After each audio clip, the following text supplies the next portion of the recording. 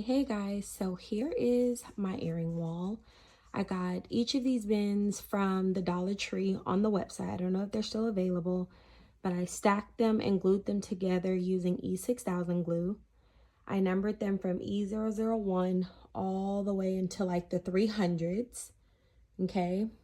Then what I did was I skew each of my items with the number so that when I'm doing shipping, it shows it on the packing slip and it's easy to find. So for instance, if I wanted to find E119, I'm going to come here to the E119 bin and there's the item. The same goes for my necklaces. I have about 15 each necklace in there, 15 different items. So N001, N015, 16 to 33, and so on. Here's my bracelet system, same thing with the B. So each letter stands for the item in which it is. So B is for bracelet, N is for necklace, R is for ring, S is for sets, Z is for Z collection, A is for anklet, so on and so on. So my husband built me this room. It's a little messy, but I'll back up. It's a little messy, but you know, I just wanted to show you guys. Okay, so here's my earrings. They are coordinated according to color in here, not according to number, according to color. So as you can see, I have my silver, my gunmetal, yellow, orange, purple, gold, green. Earrings are the same, okay? So when I'm showing an item, my customer comments in 229 so I know what item it is. This helps for when my customers do replay shopping on my live videos, because if they comment in 229, this number stays with this item until it sells out. It also helps me with inventory control so that when I'm buying new items, I'm not buying way too much where I'm busting out of the seams, because I replace items that are sold out with new items. So if I don't have that many necklaces, SKU numbers, that means I know to sell more necklaces.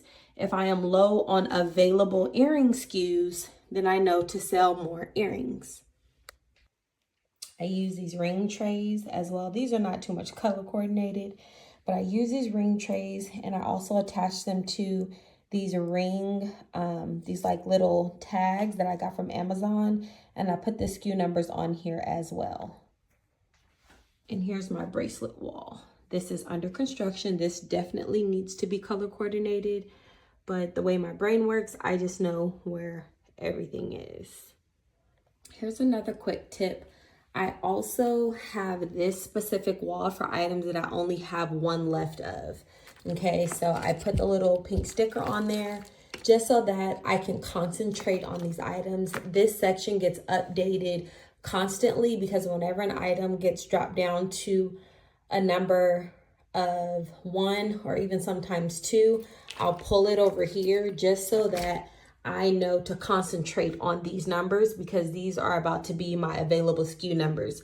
The reason why you see blank spots is because a lot of them sold out.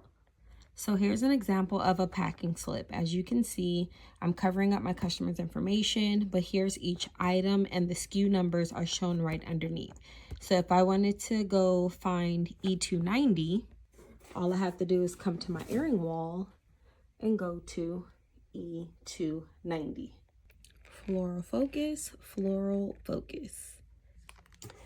And so then I just kind of strategically bundle them together so that it has like that smaller package look, and it helps it from protecting the items. And I bundle it with tissue paper.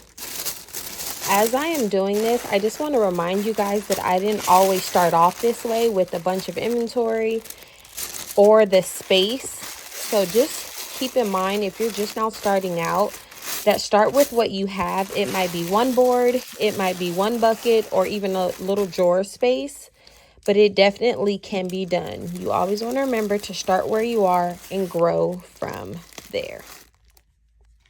If you're wondering what shipping system I use Pirate Ship. I've been using it for a while. It helps. And there you have it. Happy shipping.